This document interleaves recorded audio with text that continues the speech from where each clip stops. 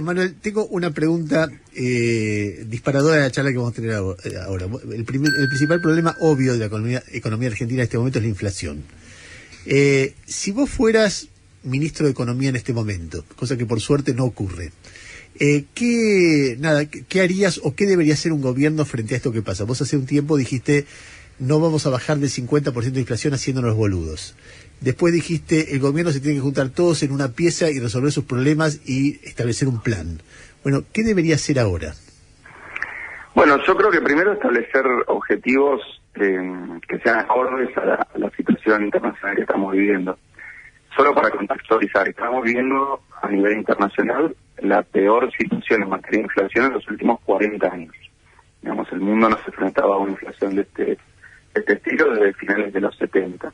Entonces, en ese contexto, yo creo que si vos venís en un país que además tiene un problema crónico de inflación, bueno, es obvio que tu objetivo no puede ser bajar la inflación a la mitad. A mí me parece que en este contexto, lo que Argentina tiene que hacer es básicamente poner todas las herramientas para cumplir dos objetivos.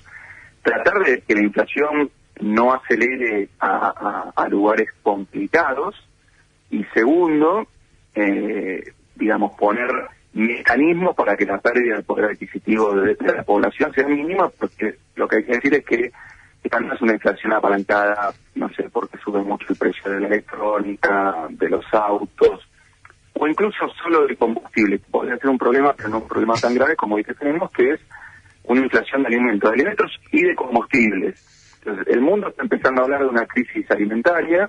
Argentina tiene la bendición de ser un gran productor de alimentos, y este nuevo escenario internacional, digamos, es un shock, como decimos los economistas, en tres áreas. O sea, la invasión de Rusia a Ucrania nos trae una buena noticia y dos malas.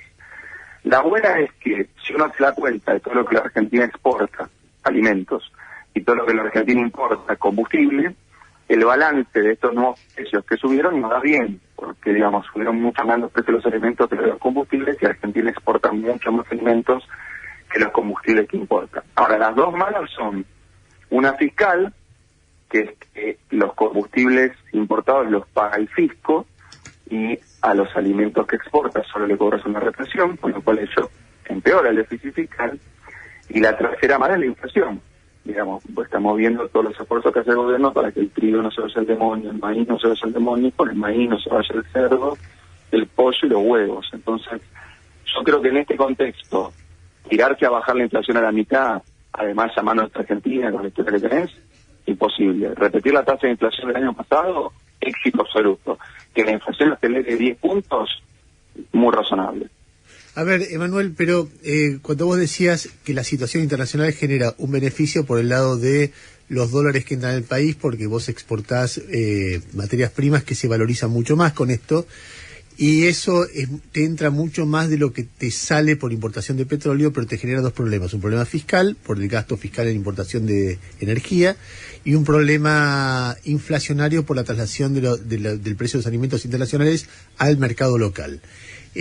Tradicionalmente, la forma de compensar estas últimas dos cosas, el tema fiscal y el tema de precios de alimentos disparados por una subida del precio internacional de los mismos, se utilizaban o se han utilizado muchas veces en la historia argentina retenciones. En un momento en el gobierno se empezó a discutir retenciones. Las retenciones alivia el frente fiscal y baja el precio o modera el aumento del precio de los alimentos. En este contexto, ¿a vos te parecería razonable aumentar las retenciones de algunos productos? Bueno, hay un punto importante, que es que el shock cayó justo después de que Argentina terminó de exportar el trigo, ¿no? Con lo cual ahí hay un problema bastante claro, porque los productores de trigo, los molinos y los harineros, incluso las panaderías, suben los precios porque lo que están diciendo es, bueno, si yo cobro esto, el precio del trigo viejo, y yo, no sé, vendía 100 kilos de pan por semana, si mantengo el precio, voy a recomprar 7 kilos de pan. Digamos, ese es el primer problema. En Argentina sería absolutamente normal que este shock, en la medida y por el tiempo que dure, estuviera contrapesado con una suba de retenciones. Eso sería una situación que en cualquier parte del mundo hoy la estamos viendo en Europa, no te digo en Ucrania, porque obviamente Ucrania con los bombardeos perdió prácticamente toda su cosecha de trigo, pero en muchos países estamos viendo administración del comercio, cambio de alícuotas, de retenciones, cambio de impuestos, etcétera. Ahora, el gran problema de Argentina, ¿no?, que es que las herramientas de política económica les ponemos signos, digamos, partidarios. ¿Qué quiero decir? Sí, que entró en la grieta, que vos decís retención y ya sos el kirchnerista que quiere ir contra el campo. Claro, pero fíjate, Macri termina chocando el gobierno por no poner un cepo, porque básicamente el cepo era Cuca. Y Alberto Fernández está engendrando un problema enorme por no subir las tarifas, porque parece que subir las tarifas es macrista. Entonces, es bastante trágico, pero las herramientas de política económica no tienen partido político. O sea, yo no veo que un albañil diga no uso un martillo porque los martillos son de derecha y en cambio los destornilladores son de izquierda. Y acá deja los dos, digamos, espacios políticos más importantes, digamos, y se pone porque es kirchnerista, retenciones también. Baja impuestos y suba tarifas es macrista. Y la verdad que hay situaciones donde obviamente vos tenés que usar las herramientas para que el auto funcione. O sea, lo que es izquierda o derecha es cómo vos haces ahora funcionar el está auto, bien, ¿no? pero más allá de la discusión de cómo cada una de estas herramientas son asociadas a un sector político y entonces deben ser resistidas por el otro, el argumento que dan sectores agropecuarios que dicen nos ahogan con los impuestos y nos ponen retenciones, nos quitan lo poco que nos quedan, o cuando suben los precios nos meten retenciones, pero cuando bajan los precios o cuando tenemos sequía no nos subsidian, con lo cual en la mala nos tenemos que bancar solo y en las buenas vienen ustedes y nos quitan parte de la ganancia.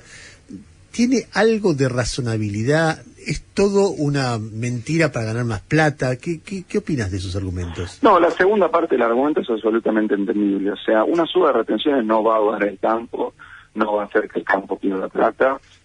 Hoy los márgenes son muy buenos, los precios son excelentes. Es cierto que los fertilizantes, por ejemplo, subieron mucho de precio porque Rusia y Ucrania son grandes productores de fertilizantes también, pero nosotros no importamos fertilizantes de esos países, no obstante la suba está, pero obviamente uno entiende que el fertilizante no es el 100% del costo, digamos, del trigo, del maíz o incluso de la soja. Ahora, lo que sí es cierto es que, por ejemplo, Argentina en 2015 cobra retenciones más altas que hoy, con un precio internacional que era básicamente la mitad. Entonces, yo creo que en esta pelea en la que estamos sería mucho más razonable sentarnos, no ahora, porque uno no arregla las cosas en el medio de un incendio, pero en algún momento darse una política de Estado que básicamente tenga márgenes razonables, qué sé yo, abajo de $300 la soja, y probablemente la retención que tenés que cobrar es 10%, 12%. Ahora, arriba de $500 la soja, tenés que cobrar 35% de retenciones. Eso me parece que en cualquier país del mundo esa discusión dura 10 minutos. Lo mismo aplicado al maíz, al trigo, a todo. Sí, dependiendo de los precios y siempre sabiendo que vos tenés que tener una alícuota de retenciones que no promueva dentro de la elección de cultivos que pueda hacer el sector tanto la soja, porque si no tenés un problema de tierra, tenés un problema de rotación de cultivos. Siempre tenés que cuidar un poquito el maíz, un poquito el trigo en detrimento de la soja.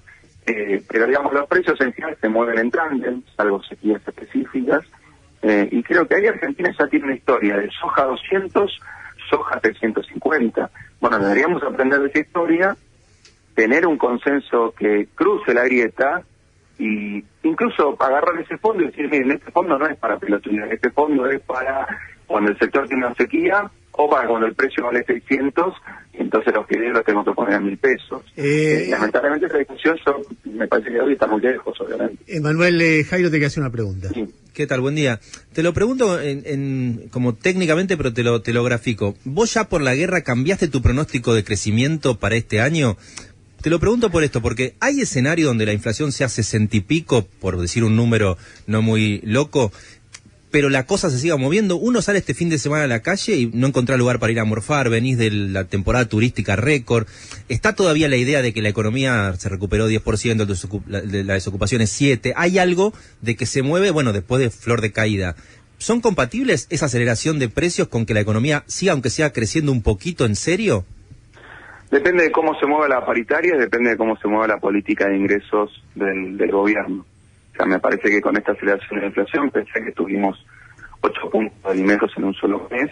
Es obvio que las paritarias se quedan cortas, entonces yo veo movimientos en el gobierno discutiendo si hay que dar un bono, si hay que adelantar las paritarias. Me parece que ahí hay que tener mucho cuidado con tampoco perpetuar la aceleración de la inflación. ¿Qué quiero decir? Yo en estos contextos, si vos decís, che, se fue el precio de los fideos, se fue el precio de la galletita, del huevo, de los pollos, del cerdo, bueno, metamos una paritaria de 65 y bueno, consolidarse una inflación de 65. Entonces me parece que una medida más inteligente es tratar de hacer aumentos de suma fija que tienen dos ventajas. Uno, que no te consolidan un número de inflación, no te marcan una señal de... Y el otro, que no te ahoga el crecimiento. No, y lo otro es que distributivamente, es mejor, digamos, pues si vos metes 20 lucas, al tipo que gana 40 le duplicas el sueldo, al tipo que gana 200, que probablemente llega a fin de mes, ahorra unos mangos, bueno, le diste un extra que no es tan grande y que no es un costo tan significativo para la compañía. Emanuel, te hago la última pregunta, que no tiene que ver con esto y no. El otro día discutíamos con Jairo, o conversábamos distintas miradas sobre el futuro del país, y yo le decía que había elementos que a mí me permiten ser optimista. Te voy a decir básicamente cuál. Nosotros venimos entendiendo, explicando que el principal elemento que genera desestabilidad en la Argentina es la falta de dólares. Y lo que uno ve en el último año y medio es que los dólares financieros, los dólares paralelos, no el dólar oficial, no se han movido. Es decir, que han perdido mucho respecto de la inflación. Con lo cual, para la inmensa mayoría de cualquiera que tenga algo de guita que le sobra, invertir en dólares ha sido un muy mal negocio, y probablemente eso incida en el hecho de que a partir de ahora, en lugar de invertir en dólares, inviertan en plazos fijos, en ladrillos o en otra cosa. Mucho más después del acuerdo con el fondo, mucho más después de que entren más divisas, mucho más después de que aumente la cantidad el precio de las exportaciones argentinas, etcétera.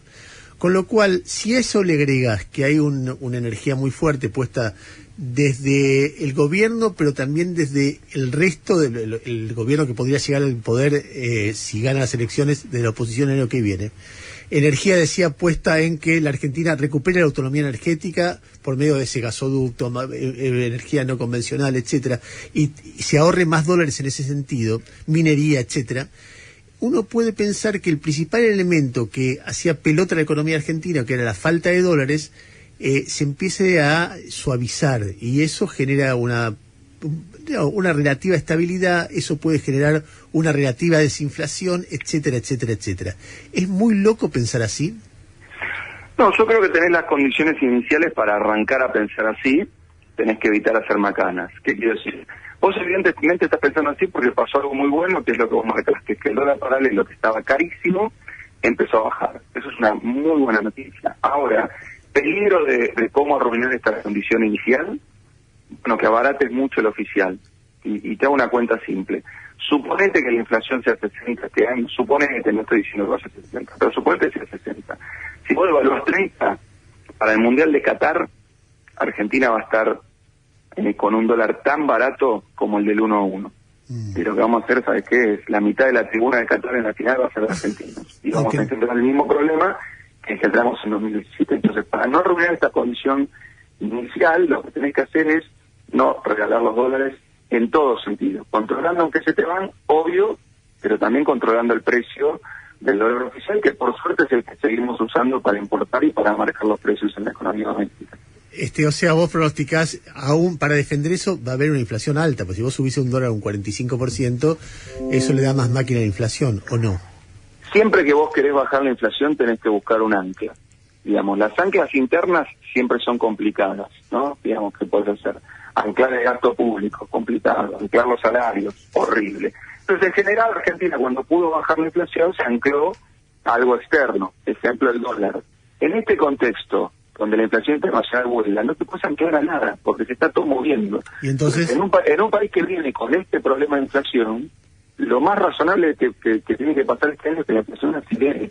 No, está bien, pero pensalo a largo plazo. Si toda la vida nosotros entendimos que el elemento que hace pelota la estabilidad en la Argentina es la demanda de dólares y la falta de dólares, y vos tenés un horizonte donde eso podría no ocurrir durante un tiempo. No, es que entiendo el argumento. Lo que yo digo es que siempre gobiernos de derecha, de izquierda, de centro, poderosos, no poderosos, con internas y internas, cuando empiezan a aparecer los dólares, todos los gobiernos caen en la tentación de abaratar el dólar. Bien, si no caes en esa tentación, tenés un escenario por delante donde lo que la Argentina le vende al mundo ahora alimentos, lo que la Argentina le va a vender al mundo en 1 o 2 años, energía, va a estar más caro, independientemente de Rusia y Ucrania, va a estar más caro. Entonces, en ese contexto, comparto, Argentina tiene una oportunidad, no te agarra muy bien, porque el nivel de deuda es complicado, porque el nivel de deuda con el fondo es complicado, pero tenés una oportunidad para empezar a salir de